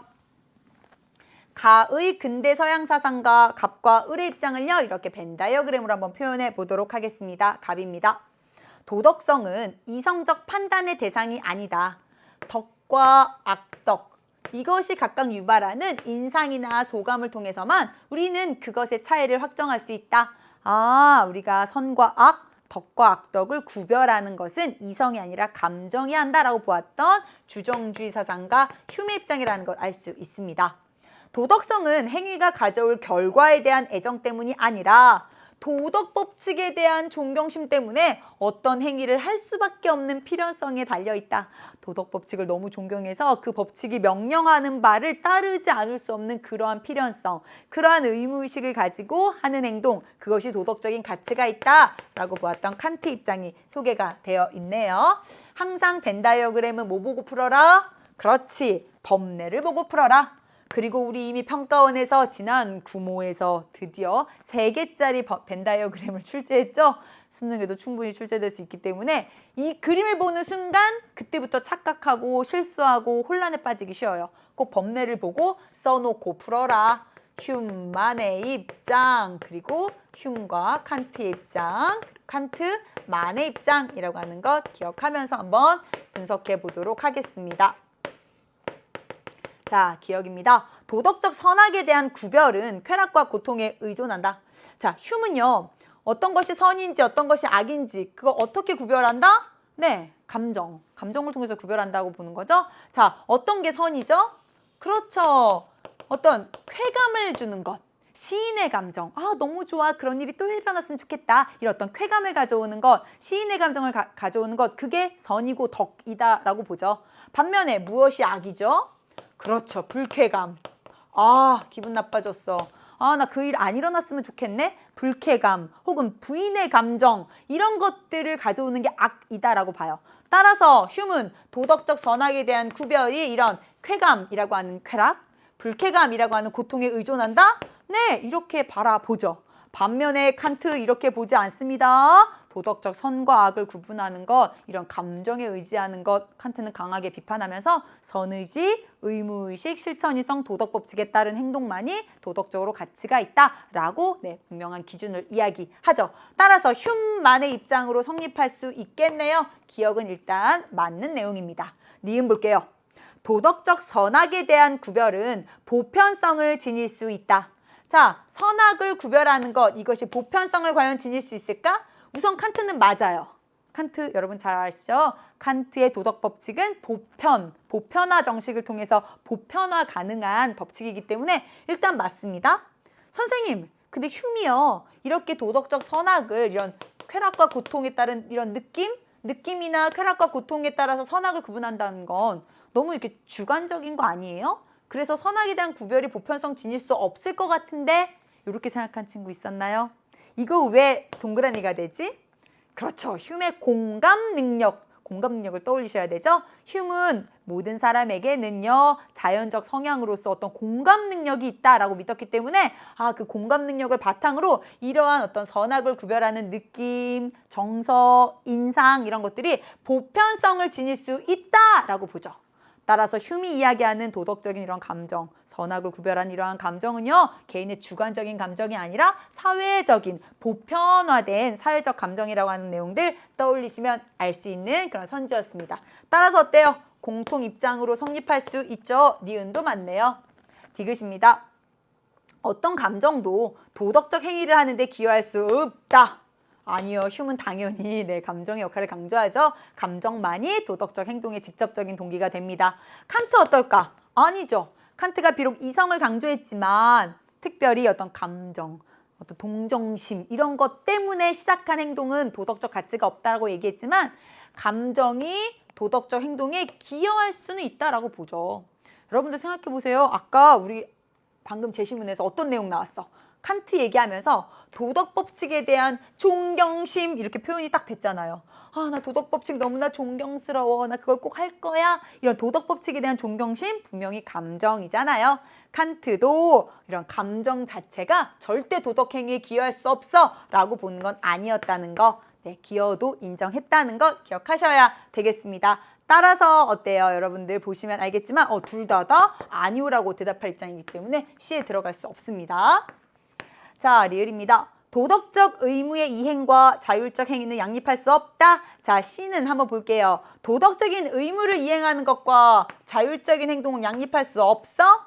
네, 칸트 이미 틀렸기 때문에 리을에 들어갈 수 없죠. C에 들어갈 수 없죠. 칸트는요, 어떤 도덕적인 의무를 이행하는 것, 의무의식에 따른 행위, 그 도덕 법칙에 따른 행위는요, 자기 자신의 실천 의지의 자율적인 명령이다. 따라서 이런 도덕적 의무를 이행하는 건 자율적인 행동이다 라는 걸 굉장히 강조하잖아요. 따라서 리을은 칸트에게 있어서 성립할 수 없는 내용이 되겠습니다. 10번 문항도 사실은 굉장히 여러분들 좀 주의 깊게 바라보아야 할 그런 굉장히 좋은 문항이었어요. 흉과 칸트. 흉과 칸트는 워낙 많이 묶여서 그동안 뭐 다수의 기출문항에서 출제가 됐지만 선지들이 하나하나 우리가 좀 생각해 볼 만한 선지들. 기역도 그렇고요. 니은도 그렇고요. 역시 디귿과 리을도 꾸준하게 늘 출제가 되고 있는 내용들이 다시 한번 좀 새롭게 이렇게 변형돼서 출제가 되었기 때문에 이 4개의 선지들 잘 기억하고 분석해 두시기 바랍니다. 자, 11번 문항 이어서 더 가볼게요. 중세서양 사상가 갑과 을의 입장으로 가장 적절한 것은 11번 문항도 그렇게 만만한 문항이 아니었어요. 조금 어려운 문항이었는데요. 자, 우리 한번 들어가 볼게요. 갑입니다. 최고선은 영원한 생명이며 최고악은 영원한 죽음이다. 영원한 생명을 얻으려면 선의지에 따라 살아야 하며 신의 도움이 필요하다. 신국의 시민, 자, 신국, 뭔가 이렇게 천상의 나라, 신의 나라라고 하는 표현이 나왔죠? 신국의 시민은 영원한 생명을 목표로 삼으며 신을 따르는 삶을 살아간다. 이렇게 신국과 천상의 나라와 지상의 나라를 구분한 중세 서양 사상가는 아우구스티누스였죠. 을입니다. 선은 행해져야 하고 악은 피해져야 한다. 선을 행하고 악을 피해라 라고 하는 것이 자연법의 제1원리이다. 인간은 자신의 고유한 본성인 이성에 따라 선을 지향하는 성향, 즉 신에 대한 진리를 알고자 하고 사회에서 살려고 한 이런 자연적인 성향을 갖는다. 자, 선을 행하고 악을 피해라. 이것이 자연법의 제1원리다 라고 주장했던 중세 서양 사상가는 아퀴나스가 되겠네요. 자, 1번 볼게요. 선의지를 발휘하면 신의 은총 없이도 원죄에서 벗어난다. 자, 두 사상가 모두 다 그리스도교 사상가들입니다. 이런 인간의 노력만으로는 절대 인간이 스스로 자신의 어떤 원죄의 문제에서 벗어날 수 없죠. 그래서 반드시 신의 은총이 꼭 필요하다는 거 잘 알고 있을 거라고 생각합니다. 2번 볼게요. 악은 인간의 의지로부터 비롯되며 선에 대립하는 실체이다. 뭐가 틀렸지? 그렇지. 악이라고 하는 건 신의 창조물이 아니었어요. 신은 선한 것들만 창조했어요. 그런데 악의 문제가 왜 생겨났다고? 그렇지. 인간의 자유의지의 남용 때문에 악의 문제가 생겼다라고 보죠. 그런데 어느 부분이 틀렸지? 맞아요. 뒤에 부분이 틀렸다. 악은 선에 대립하는 실체이다가 틀렸죠. 악은 선의 결핍, 선이 없는 것, 그게 악이지 악 자체가 실체는 아니다 라고 아우구스티누스는 이야기하죠. 1번, 2번은 다 답이 될 수 없었네요. 3번입니다. 자연법은 인간의 실천 이성이 자율적으로 제정한 것이다. 아퀴나스는요, 신이 제정한 영원법, 그리고 그 영원법을 인간의 이성으로 이해한 자연법, 그리고 인간이 어떤 사회생활의 운영을 통해서 만든 실정법, 이렇게 법의 체계를 나누죠. 자, 어때? 자연법이라고 하는 건 신이 제정한 영원법을 인간의 이성으로 이해한 거잖아요. 따라서 자연법이 인간의 실천 이성이 자율적으로 제정한 것이다. 이렇게 이해하지 않겠죠? 4번입니다. 자연적 성향에 대한 성찰로 신이 원하는 바를 알 수 있다. 맞는 내용이에요. 자, 우리 4번 조금 낯설고 어려운 친구들이 있었을 거야. 이거 좀 깊이 있게 공부한 친구들은 4번 맞는 내용이야 라고 이렇게 금방 캐치할 수 있을 텐데 조금 낯설 수 있어요. 역시 이번 시험에서 또 가져가야 돼. 아주 좋은 선지입니다. 아퀴나스는요, 신이 제정한 영원법, 그것을 인간의 이성으로 파악한 것을 자연법이라고 이야기하면서 신은 이런 어떤 자연법의 내용, 영원법의 내용을 우리 인간의 자연적 성향, 그리고 만물의 본성 안에 심어놓았다라고 이야기했었잖아요. 그래서 그 자연법의 구체적인 내용이 뭐였었지? 그렇죠. 선을 행하고 악을 피하라. 선은 어떤 게 있었는데 3가지. 우리 아퀴나스가 그리스도교인으로서의 자존심을 지키면서 신앙생활을 하는 걸 떠올려 보라고 했었죠. 자기보존, 종족보존, 그리고 신과 사회에 대한 어떤 진리 추구. 우리 아까 여기 나온 것처럼 신과 이 사회에 대한 이런 진리 추구의 성향, 이런 것들을 자연적 성향으로 신이 우리에게 부여해 준 거예요. 따라서 이런 자연적 성향에 대한 성찰을 통해서 신이 원하는 바를 알 수 있죠. 4번은 맞는 내용이 되겠습니다. 5번입니다. 신의 계시 없이 이성으로 신의 존재를 논증할 수 없다. 자, 여러분 어때요? 이 아퀴나스 기억하시나요? 아퀴나스는 분명히 얘기합니다. 신의 계시 없이도 이성으로 신의 존재를 논증할 수 있다 라고 분명하게 이야기하잖아요. 5가지 방법으로 신의 존재를 이성적으로 논증하려고 하죠. 아퀴나스는 신의 존재를 신의 계시 혹은 어떤 감각적인 경험 혹은 이성을 통해서 논증할 수 있다. 특별히 신의 계시 없이도 내 이성을 통해서 감각적 경험으로부터 출발한 이성을 통해서 신의 존재를 논증할 수 있다라고까지 이야기했었다는 것 떠올려 보시면요. 5번은 성립할 수 없는 선지라는 것 알 수 있을 거라고 생각합니다. 자, 12번 문항으로 넘어가 볼게요. 다음을 주장한 근대 서양 사상가 입장만을 보기에서 있는 대로 고르세요 했습니다. 공화정에서 전쟁을 개시하려면 국민의 동의가 필요한데 국민은 전쟁의 재앙을 각오해야 하므로 전쟁을 꺼리게 된다. 따라서 공화정은 영원한 평화를 가져올 수 있는 체제이다. 아, 이거 누구의? 그렇지, 칸트의 영구 평화론에 대한 내용이죠. 개인들이 사회계약에 기초하여 국가를 세우듯이 국가들은 자발적으로 결성한 연방체제에 기초하여 영원한 평화를 역시 실현할 수 있다. 칸트의 영구 평화론이 소개가 되어 있습니다. 자, 옳은 것 한번 골라볼게요. 기억입니다. 모든 국가의 시민적 정치체제는 공화정이 되어야 한다. 그렇죠. 첫 번째 제시문에서도 이야기했었고요. 이 영구 평화론을 실현하기 위한 확정조항에서 분명하게 칸트는 이야기하고 있습니다. 니은 볼게요. 전쟁 억제력을 지닌 강력한 세계정부. 칸트는 단일한 세계정부를 수립하라고 얘기하지 않았습니다. 각 국가의 주권이 보장되는 연방체제를 이야기했죠. 디귿입니다. 국제법은 개별 주권 국가들의 연방체제에 기초해야 한다. 그렇죠? 개별 주권을 인정받는 국가들이 서로 이렇게 연방체제를 맺고요. 그러한 연방체제를 운영하는 국제법을 만들 것을 칸트는 이야기하죠. 지금 맞는 내용이었습니다. 리을 볼게요. 평화의 실현을 이성이 명령하는 도덕적인 의무로 보아야 한다. 이건 맞을까 틀릴까? 그렇죠. 맞죠. 칸트는요. 평화를 인간의 이성이 명령하는 하나의 도덕적인 의무로 규정해요. 칸트에게 있어서 정말 중요한 건 이성이 명령하는 도덕적 의무를 실현하는 거잖아요. 근데 그게 바로 평화의 실현이다라고 봤기 때문에 칸트가 이렇게 영구평화론을 구구절절 자세하게 우리에게 이야기해주고 있는 거죠. 맞는 내용이었습니다. 답은 기억, 디귿, 그리고 리을이 되겠네요. 혹시 아직까지 리을이 조금 낯선 친구들 있으면 괜찮아. 계속 끝까지 우리 계속 개념의 빈칸을 채워가면 됩니다. 리을 선지도 반드시 가져가 주세요. 자, 13번입니다. 가의 현대 서양 사상가 갑과 을의 입장에서 볼 때 나의 기억에 들어갈 진술로 적절한 것 골라보겠습니다.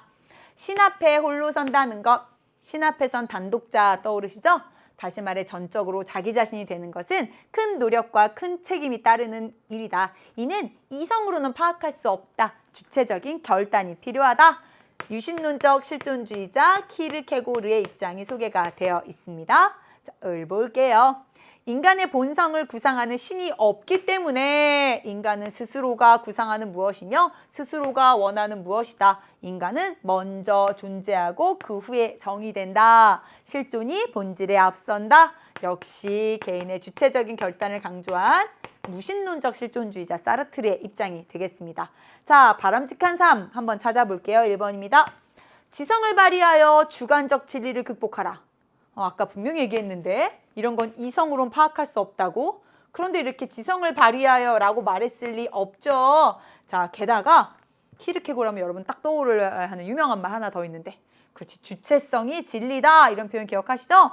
키르케고르는 이런 주관적인 것, 주체적인 것, 개별적인 것 이런 것들을 강조합니다. 따라서 주관적 진리를 극복하라 라고도 보지 않을 거예요. 2번입니다. 윤리적 삶을 통해 절망에서 완전히 벗어나라. 우리 윤리적 삶이라고 하는 건 실존의 두 번째 단계잖아요. 그런데 키르케고르는 이런 윤리적인 삶을 통해서도 결국 우리는 절망밖에 이룰 수 없기 때문에 그 다음 단계, 신과 만나는 그런 어떤 종교적인 실존 단계로의 점핑, 도약이 필요하다라고 보죠. 인간은 윤리적 삶을 통해서는 절망에서 완전히 벗어날 수 없다라고 키르케고르는 봅니다. 3번입니다. 자신의 유한성을 깨닫고 절대자에게 의지하세요. 아니요. 사르트르는 그런 절대자는 존재하지 않는다. 스스로 자기 자신의 삶을 만들어가야 한다. 라고 하면서 개인의 자유와 책임을 강조합니다. 4번입니다. 인간의 보편적 본성을 발견하고 온전히 실현하라? 아니요. 분명히 인간의 본성을 구상하는 신이 없기 때문에 그 본성이라고 하는 것, 보편적인 본성이라고 하는 건 없다. 있다라고 사르트르는 봐요.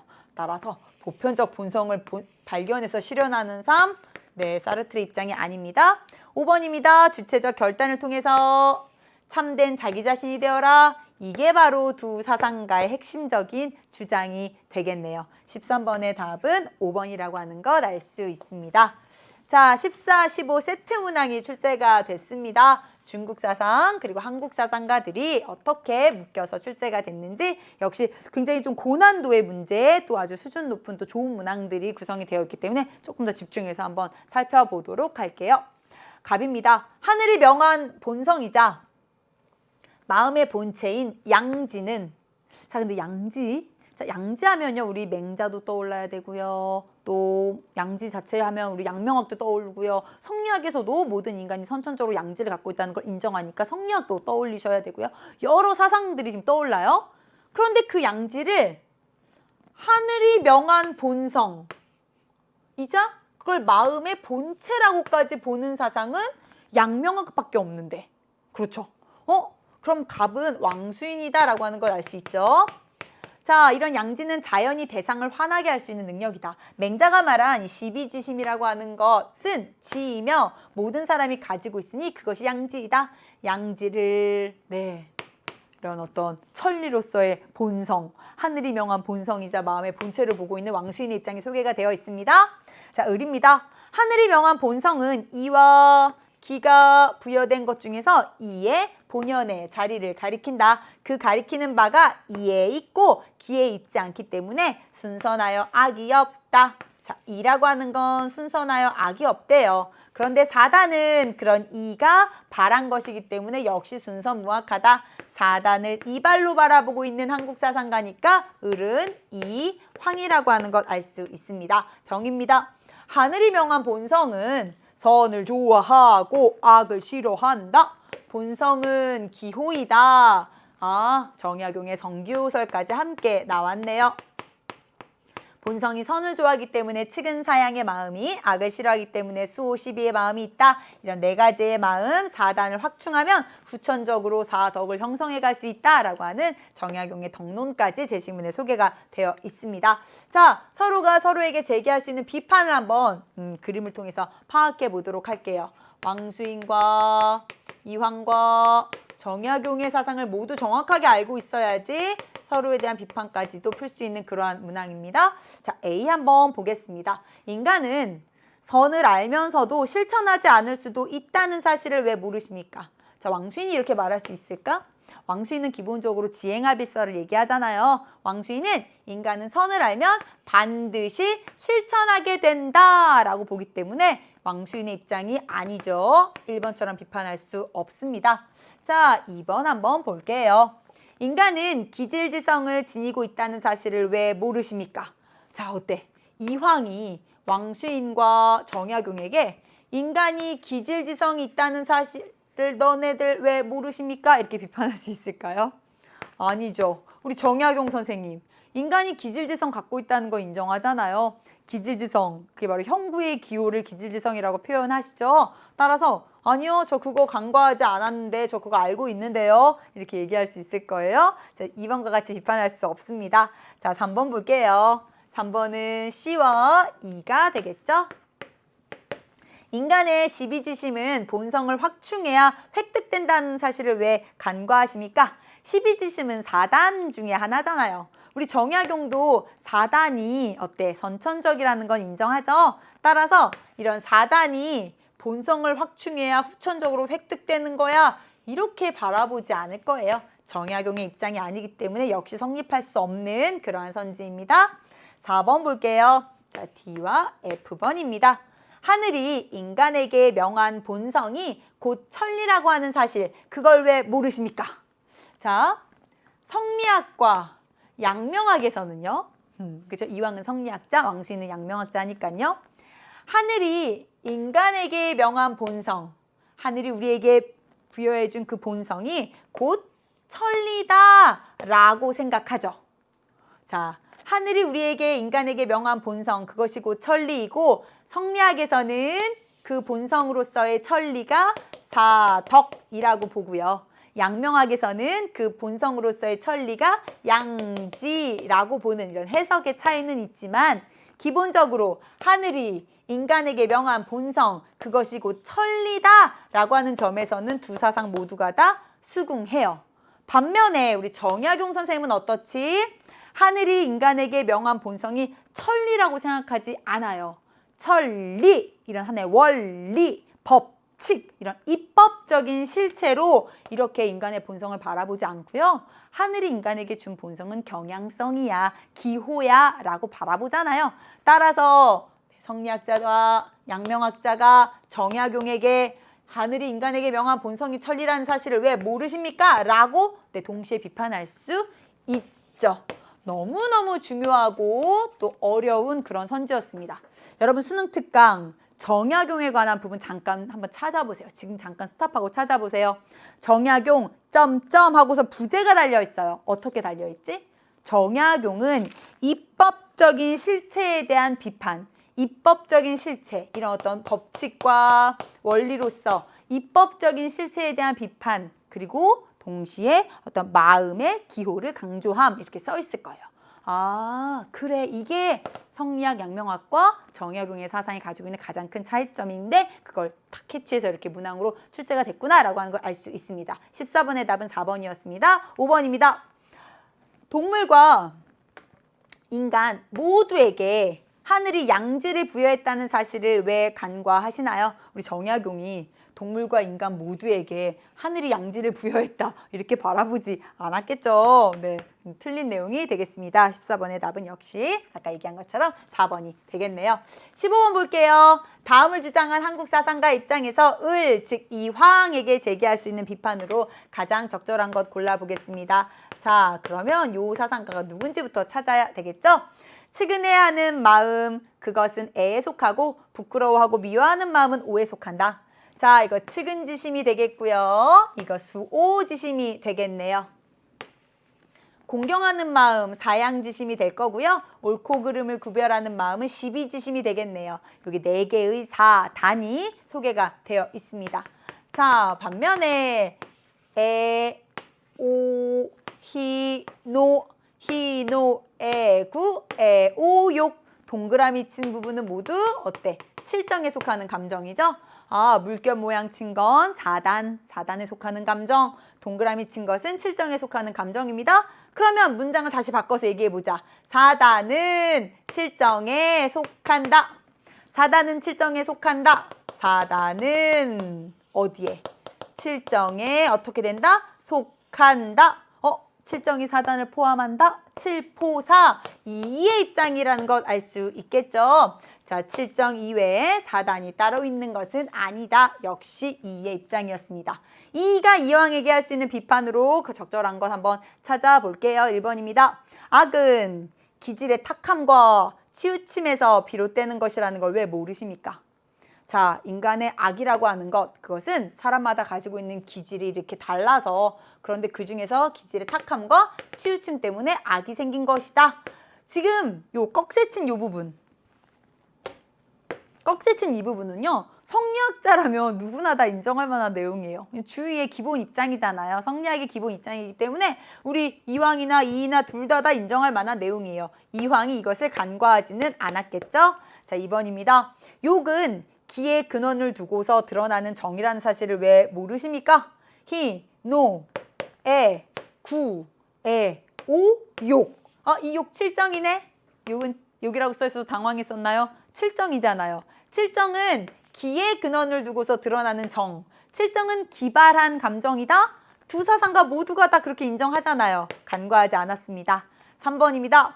발은 기만 가능하며 이는 바라는 근거일 뿐이라는 사실을 왜 모르십니까? 그렇죠. 기만 바라고 이는 바라는 근거이다 라고 한 요 꺽쇠친 부분은 이만의 입장이잖아요. 이황은 아닌데 이도 바라는데 이렇게 주장하잖아요. 따라서 이가 이황에게 간과한다 라고 비판할 수 있겠죠. 15번의 답은 3번이 되겠네요. 이는 남을 측은히 여기는 마음의 실말이라는 걸 왜 모르십니까? 자, 이는 사 덕이에요. 남을 측은히 여기는 마음, 즉 측은지심은 사 단이에요. 자, 그럼 말을 한번 바꿔서 얘기해봐요. 사덕은 사단의 실마리인가? 아니지, 틀렸지. 사단이 사덕의 실마리라고 보잖아요. 바꿔줘야 되겠네. 사단이 사덕의 실마리라고 하는 사실을 왜 모르십니까? 이렇게 비판해야 하죠. 그리고 사실은 비판할 수도 없다.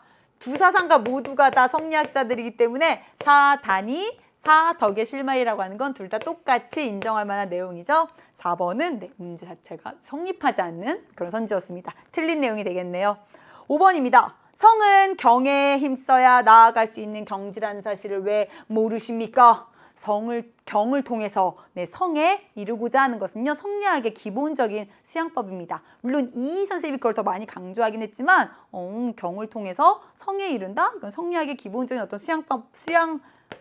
수양에 관한 어떤 그런 사고방식이기 때문에 이황 선생님이 그것을 간과했다라고 비판할 수는 없을 거예요. 15번의 답은 3번이 되겠네요. 역시나 지금 선생님 별표 너무 많이 치고 있지. 지금 매 문항마다 이렇게 그냥 막 넘어갈 만한 문항이 없어요. 하나하나 너무 주옥같이 좋은 문항들이라서 같이 한번 별표 쳐보았습니다. 자, 역시 꼼꼼하게 선지를 좀 분석해 볼 만한 그런 중요한 내용들이 속해 있었습니다. 16번 한번 넘어가 볼게요. 고대 서양 사상가 갑과을 입장으로 가장 적절한 것은 했습니다. 쾌락을 적극적으로 추구해도 좋은 그런 유일한 경우, 그런 경우는 심신에 고통을 주지 않는 경우이다. 충족하지 않아도 고통을 낳지 않는 그러한 욕구를 충족하려는 것은 헛된 생각에서 비롯된다. 그러니까 고통을 주지 않는 경우에만 이런 쾌락을 잘 절제하면서 추구해라. 이렇게 얘기할 만한 고대 서양 사상가 에피쿠로스가 되겠네요. 자, 볼게요. 쾌락에 휩쓸리지 않아야 한다. 무엇을 받아들이거나 피하려고 하는 의지는 우리 능력 안에 있다. 자연의 필연성을 받아들이고 정념의 지배에서 벗어나 이성에 따라 살아야 한다. 역시 고대 서양 사상 나왔으니까 스토아파의 내용이 소개가 되어 있죠. 여러분은 스토아파 이렇게 쓰셔도 되고요. 에픽테토스의 어떤 주장이 소개가 되어 있습니다. 1번입니다. 자연적이지 않은 욕구도 제한 없이 충족해? 아니요. 우리 에피쿠로스는 자연적이고도 필수적인 욕구도 최소한으로 이렇게 절제하는 삶을 이야기하죠. 사회 전체의 쾌락을 위해 공적인 삶에 헌신해라. 왜 틀렸지? 에피쿠로스가 이야기하는 쾌락은 개인의 쾌락입니다. 게다가 공적인 삶에 헌신할 것을 이야기하진 않죠. 에피쿠로스가 모든 공동체를 부정한 건 아니에요. 하지만 소수의 친구들과 이렇게 우정을 나누는 삶을 이야기했지 공적인 삶에 헌신할 것을 이야기하진 않았습니다. 3번입니다. 이성을 온전하게 발휘해서 모든 정념을 어떻게 해라? 제거해라. 자, 뭐가 틀렸을까? 딱 어떤 한 단어만 틀렸는데. 그렇죠. 제거해야 한다라고 하는 설명이 틀렸죠. 자, 스토아파에서 이성을 온전하게 발휘해서 이런 정념의 지배에서 벗어날 것은 이야기해요. 정념으로부터 좀 초연한 삶, 그런 걸 얘기하는가. 모든 정념으로부터 초연해야 한다라고 해서 이게 맞아요. 하지만 제거는 아니죠. 왜? 우리에겐 어떤 자연적인 그런 정념들, 뭐 부모를 사랑하는 마음, 자신의 건강을 돌보는 마음, 이런 어떤 자연적인 정념은 그 존재를 스토아파한테도 인정하거든요. 다만 그것에게 뭐 이렇게 지배당하고 속박되지 않는 초연한 삶을 이야기했을 뿐이죠. 모든 정념을 제거해야 한다라고 하는 표현이 틀렸네요. 4번 보겠습니다. 쾌락 그 자체는 선이지만 쾌락에 탐닉하지 않아야 한다? 쾌락 그 자체를 선이라고 보는 건 을이 아니라 갑의 입장이 되겠습니다. 평온한 마음을 갖기 위해서 절제하세요. 그렇죠? 이것이 바로 이런 헬레니즘 사상, 두 사상의 공통점으로 성립할 수 있죠. 17번 넘어가 보겠습니다. 다음을 주장한 중국 사상가 입장만을 보기 위해서 고른 것은 마음은 본성과 감정을 주재한다.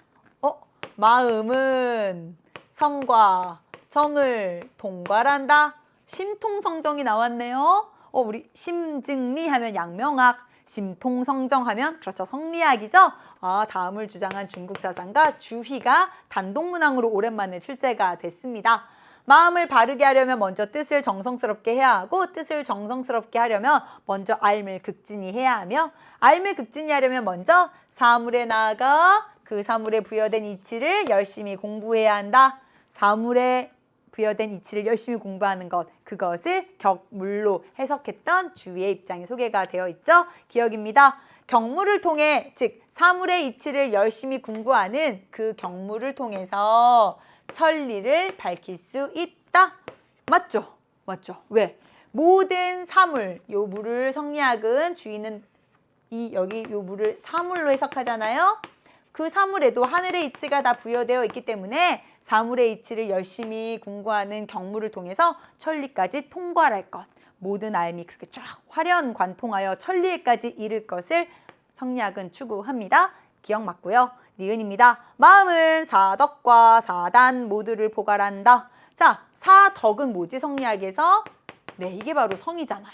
그렇죠? 천리로서 부여된 본성, 그게 바로 사덕이잖아요. 자, 사단이라고 하는 건 뭐였었지, 얘들아? 감정이었죠. 여러분 기억하시나요? 그 사덕의 단, 실마리가 되는 그런 감정을 사단이라고 하죠. 마음은 성과 정을 포괄한다. 심통성정. 역시 첫 번째 문장을 그대로 또 다르게 번역해서 니은선지에 싣고 있습니다. 맞는 내용이 되겠네요. 자, 디귿입니다. 마음의 이치와 사물의 이치는 그 근원이 서로 다르다? 아닌데 똑같이다. 네, 천리죠. 동일한 천리가 우리 인간의 마음과 사물에 동일하게 이제 부여가 되는 거예요. 같은 이가 이렇게 풍부되어서 나누어져서 부여된 것이기 때문에요. 그 근원이 서로 다르지 않고 같습니다. 리을 볼게요. 알미 극진해지면 선과 악을 구분하는 능력이 생겨난다. 많은 친구들이 리을 보고 또 이건 뭐야 이랬을 텐데 저 차분하게 생각해봐요. 우리 모르는 거 아니야. 잠시 헷갈렸을 뿐. 자, 우리가 충분히 다 공부했던 내용이거든요. 알미 극진해지면 즉 알미 이렇게 천리에까지 이르게 되면 선과 악을 구분하는 능력이 생겨난다. 자, 윤사에서는 뭔가 생겨난다, 형성된다 이러면 굉장히 좀 조심해야 되잖아요. 이거 후천적인 거라는 의미를 담고 있어요. 그런데 선과 악을 구분하는 능력, 이게 바로 뭐지? 선과 악을 구분하는 거? 그게 바로 알미잖아요. 그게 바로 지잖아, 지. 그렇죠? 이런 알을 우리가 타고나는 참되남, 양지라고도 번역할 수 있을 것 같고요. 시비지심 혹은 그냥 인의 지 중에 지, 어떤 것을 여러분 번역하셔도 좋아요. 자, 내가 알미 극진해지면 그 지가 없던 지가 생겨나는 거야. 여러분 생각해 보세요. 우리 성리학과 양명학 모두가 다 맹자의 성선설을 계승하죠. 자, 양지는 타고나는 거예요. 모든 사람이 가지고 태어나는 선천적인 거죠. 따라서 그것이 이렇게 극진해지면 알미 극진해지면 생겨난다. 없던 게 형성된다 라고 하는 표현 자체가 어때? 성립할 수 없잖아요. 그러니까 이런 낯선 표현이 나와도 당황하지 않고 천천히 분석하면 우리가 충분히 공부한 내용 안에서 정답을 찾아낼 수 있습니다. 17번의 답은 기억과 니은 이 두 개가 성립하겠네요. 18번입니다. 다음을 주장한 근대의 서양 사상가 입장에 모두 체크 표시를 한번 해볼게요. 행복은 유일하게 바람직한 목적이다. 다른 모든 것은 이 목적을 달성하는 수단으로서만 바람직하다. 행복이라는 건 결국 쾌락, 즉 고통이 없는 상태를 뜻한다. 우리의 궁극적인 목적은 양과 질 모두의 측면에서 고통을 피하고 쾌락을 최대한 누리는 것이다. 양과 질 모두를 지금 이야기하고 있네요. 근대 서양 사상가 질적 공리주의를 이야기했던 밀이라고 하는 것 알 수 있죠? 자, 밀의 입장 한번 체크해 보겠습니다. 쾌락을 추구하는 인간의 본성은 도덕 원리의 기반이다. 공리주의는 기본적으로 쾌락주의를 전제하잖아요. 쾌락은 선, 고통은 악. 인간은 쾌락을 추구해. 그것으로부터 최대 다수의 최대 행복, 최대 다수의 최대 쾌락, 이것을 추구하는 공리의 원리가 도출된다라고 보죠. 맞는 내용입니다. 쾌락의 질이 높아지면 양은 필연적으로 증가할까요? 아니요, 밀은 이런 얘기 한 적 없어요. 뭐 질이 높아지면 양이 증가한다. 질이 높아지면 뭐 양은 감소한다. 양이 높아지면 질이 증가한다. 뭐 그런 거 아니에요. 전혀 그런 상관관계에 대해서 얘기한 바 없어요. 단 밀은 이렇게 얘기했어요. 양이 많더라도 그렇죠. 질이 떨어지는 쾌락과 양은 좀 적더라도 질이 높은 쾌락이 있다면 나는 후자를 선택하겠다. 후자가 더 바람직한 쾌락이다. 이런 얘기는 한 적 있지만 뭐가 어떻게 되면 뭐가 어떻다. 그 둘 사이의 관계 아닙니다. 행위의 동기는 행위의 도덕성을 판단하는 근거가 될 수 없다. 동기, 어떤 마음에서 그걸 처음 시작했냐. 그걸 가지고 도덕적인 행동과 비도덕적인 행동을 판단하는 근거가 될 수는 없다. 이거 어때요? 그렇지. 맞는 내용이에요. 왜? 공리주의는 기본적으로 동기를 강조하는 게 아니라 뭘 중시해? 결과적인 유용성을 강조하는 사상이죠. 그 행위의 결과가 최대 다수의 최대 행복에 도움이 되면 그게 도덕적인 행동이고 그렇지 않으면 도덕적이지 않은 행동이라고 보죠. 동기를 가지고 행위의 도덕성을 판단한다라고 본 사상가는 칸트의 의무론이 여기에 속하잖아요. 따라서 첫 번째, 세 번째는 맞는 내용이었습니다. 행복의 총량을 증가시키더라도 자기 희생은 아무런 가치를 갖지 못할까요? 당연히 아니겠죠? 공리주의자인 밀은요. 자기 희생이 전체 행복의 총량을 증가시킨다면 충분히 의미를 갖는다. 최대 다수의 최대 행복에 기여한다면 자기 희생도 가치가 있다. 단 최대 다수의 최대 행복에 기여하지 않는 자기 희생 그 자체가 숭고한 가치를 가져 거기에 대해서는 반대했어요. 공리주의자이기 때문에 결과적 유용성을 잘 따져서 그게 결과적으로 유용한 자기 희생이었다면 가치를 갖게 되겠죠. 따라서 맞는 내용은요. 네, 을이 답이 되겠네요. 자, 19번입니다. 한국 불교 사상가 을의 입장만을 보기 위해서 있는 대로 한번 골라볼게요. 부처의 모든 가르침은 하나의 마음, 일심과 이문을 벗어나지 않는다. 진여문의 의지에 지행을 닦고 생멸문의 의지에서 관행을 닦아야 한다. 지와 관의 두 수행은 함께 이루어져야 한다. 일심, 이문 나와 있습니다. 누구죠? 그렇죠. 원효의 입장이 되겠네요. 선정은 본체이고 지혜는 작용입니다. 선정이 곧 지혜이므로 고요하면서도 밝은 알미 있고 지혜가 곧 선정이므로 밝게 알면서도 항상 고요합니다. 그래서 선정과 지혜의 두 수행은 함께 이루어져야 한다. 우리 정, 해, 쌍수라고 하는 어떤 진울의 사상이 소개가 되어 있죠. 자, 원효와 진울의 입장 한번 골라보도록 하겠습니다. 기억입니다. 부처의 마음과 중생의 마음은 본래 하나입니다. 네, 원효가 우리가 항상 이렇게 나누어서 생각하는 대립적이라고 바라보는 이런 것들도 네, 하나다라는 걸 이야기하면서 일심사상을 전개하잖아요. 부처의 마음과 중생의 마음도 본래 하나다. 깨달은 마음과 깨닫지 못한 마음은 본래 하나다라고 이야기합니다. 자, 니은입니다. 경전 공부 없이는 불성을 자각할 수 없다. 자, 여러분 잘 보세요. 진울하면 우리가 떠올라야 하는 게 세 개가 있죠. 선교일원, 도노점수, 그리고 제시문에 나온 정해쌍수. 자, 이 중에서 지금 니은은요.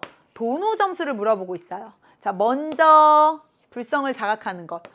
뜨아, 내 안에 이미 완성된 부처가 있어. 이렇게 불성을 자각하는 것, 뜨아, 깨닫는 것. 이게 바로 도노죠. 자, 그런데 먼저 도노하고 나서 이후에 이제 습기를 제거하는 이런 점진적인 수행이 필요하다라고 이야기하는데요. 이 도노 자체는요. 경전 공부가 없어도 불성을 자각할 수 있다라고 보죠. 내 안에 이미 완성된 부처가 있다라고 하는 건 내 마음을 들여다보면 되는 거기 때문에 경전 공부를 하지 않아도 뜨어, 퍼뜩 깨달을 수 있는 거예요. 자, 따라서 니은은 틀렸습니다. 디귿 볼게요. 습기, 즉 나쁜 습관이 있으면 선정과 지혜를 닦을 수 없을까? 자, 이렇게 불성을 자각한 이후에 여전히 우리에겐 습기가 남아있기 때문에 그 습기를 제거하기 위해서 점진적인 수행이 필요하고 그 점진적인 수행의 방법으로 정해쌍수, 선정과 지혜를 함께 닦을 것을 이야기하잖아요.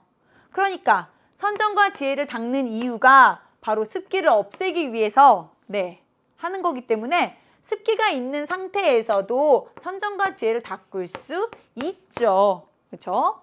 리을 보겠습니다. 각 종파가 추구하는 궁극적인 진리는 다르지 않아 두 사상가 모두가 다 한국의 어떤 조화로운 정신을 강조하는 한국 불교의 모습을 잘 드러내고 있죠.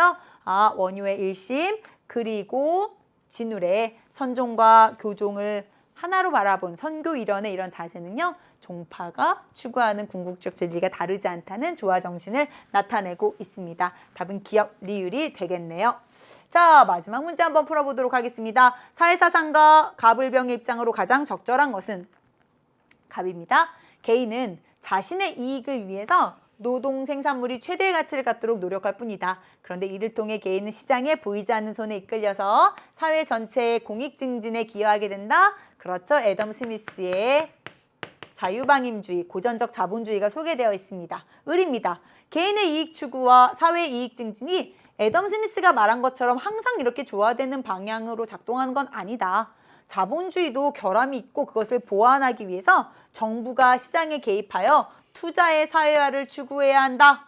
자본주의 자체를 포기해버리고 자본주의 자체를 다른 체제로 대체하라고 얘기하는 게 아니에요. 자본주의를 인정하면서도 그것의 결함을 수정하기 위해서 정부가 투자의 사회화를 추구해야 한다라는 걸 얘기하고 있죠. 그래요. 케인즈의 수정 자본주의가 소개되어 있습니다. 개인이나 기업의 자유로운 경쟁이 계획 경제보다 우월하다. 자유 경쟁은 효율적이지만 계획 경쟁은 모든 과업에 대해 억지로 동의하도록 강요하여 노예의 길로 우리를 이끄는 치명적인 자만일 뿐이다. 아하, 이런 시장에서의 어떤 자생적 질서를 강조하면서 계획 경제를 비판했던 신자유주의 하이에크의 사상이 소개되어 있습니다. 자, 적절한 거 골라볼게요. 1번입니다. 정부는 국부를 증대하기 위해 계획 경제 체제를 확립해야 한다.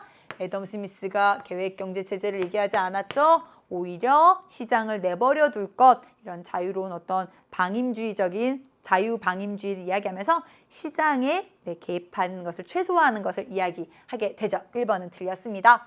2번입니다. 시장 실패는 모든 생산수단의 공유로서 해결해야 한다. 모든 생산수단의 공유. 이런 마르크스의 사회주의와 케인즈의 사상은 거리가 멀죠. 케인즈는 개인의 사유재산을 인정하는 자본주의 사상가였습니다. 3번입니다. 정부는 유효 수요의 창출을 위해 재정 지출을 확대하세요. 자, 3번은 병의 입장이 아니라 누구의 입장이야? 그렇죠. 케인즈의 대표적인 주장이 되겠죠. 4번입니다. 갑과 병이 맞는지 볼게요. 자유롭게 경쟁할 수 있는 시장 질서를 존중하세요. 시장에서의 자유로운 경쟁, 그것을 존중하세요. 그렇죠? 시장의 자유로운 질서를 강조했던 스미스와 하이에크의 공통점으로 성립할 수 있죠. 5번입니다. 정부는 시장에 개입해서 완전 고용을 실현해야 합니다. 우리 하이에크가 이렇게 막 정부가 시장에 개입해가지고 이렇게 완전 고용을 실현해야 한다라고 보지 않았겠죠. 20번 답은 4번으로 정리할 수 있겠습니다. 자, 선생님 문항 풀면서 중간중간 별표도 많이 쳤고요. 이거 정말 중요한 선지다. 꼭 가져가셔야 된다라고 말한 선지도 많았습니다. 한 해 동안 이렇게 여러분들이 치렀던 여러 시험들, 그리고 올해 연계교재 핫한 이런 내용들 모두 다 담겨있는 정말 좋은 문항들, 좋은 선지들이 많았거든요. 다소 까다로운 그런 선지로 느껴지는 친구들도 있었겠지만 차분하게 그 논리를 생각하면 우리가 그동안 공부해왔던 내용이에요. 역시나 우리 수능시험장 가서도요. 조금 낯선 선지가 나온다고 해서 당황하지 않고 내가 다 배운 내용이다. 우리 교육과정 안에서 출제됐다. 라고 하는 걸 바탕으로 제시문을 통해서 철저하게 분석하면 정답을 찾아갈 수 있을 거라고 생각합니다. 여러분들 지금까지 늘 그래왔듯이 꾸준하게 달려오는 것, 그것만이 우리의 어떤 최고의 무기가 되는 거잖아요. 지금까지 한결같이 달려온 친구들 너무너무 수고 많았고요. 우리 수능날 나의 모든 실력과 에너지를 쏟아부어서 정말 좋은 그런 결과 또 얻기를 선생님이 응원하고 있겠습니다. 오늘도 꿀미향에 달려가는 여러분을 응원합니다. 우리 모두 파이팅!